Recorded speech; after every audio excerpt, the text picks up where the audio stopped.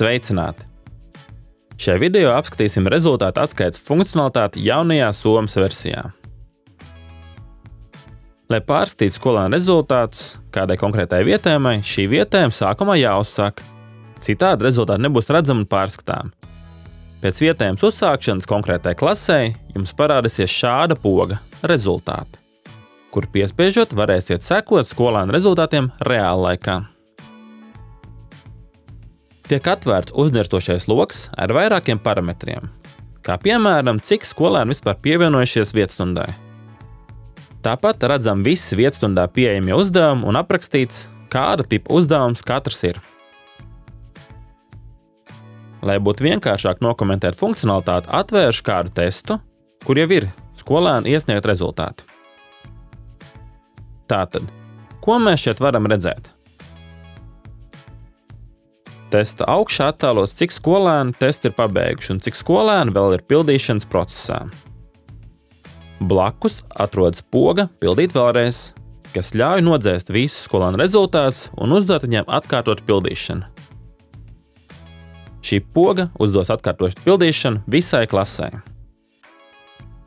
Virs rezultātiem iespējams izvēlēties filtrus, kas košāk izcels pareizās vai nepareizās atbildes. Tāpat iespējams paslēpt skolēnu vārdus. Svarīgi, ka paslēpjot skolēnu vārdus, skolēnu saraksts tiek attēlots nejaušā secībā. Zemāk redzama otra poga – pildīt vēlreiz, kas uzdos uzdevumu atkārtot konkrētajam skolēnam. Blakus pogai atrodas procentuālā vērtība, kas rāda skolēnu iegūto rezultātu testā. Katra kolona atbilst konkrētajam testa jautājumam. Zaļa bumbiņa parāda, ka jautājums atbildēts pirmo reizi, oranža bumbiņa parāda, ka jautājums atbildēts pēc padoma, un sarkana parāda, ka jautājums arī pēc padoma ir atbildēts nepareizi. Uzspiežot kāds no bumbiņām, iespējams apskatīt katra individuālā skolēna iesniegto pēdējo atbildi.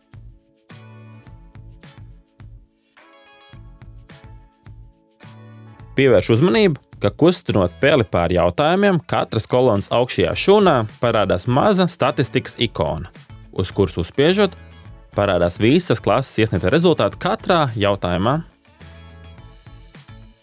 Šeit piemēri, kā tas skatās dažādos jautājumos.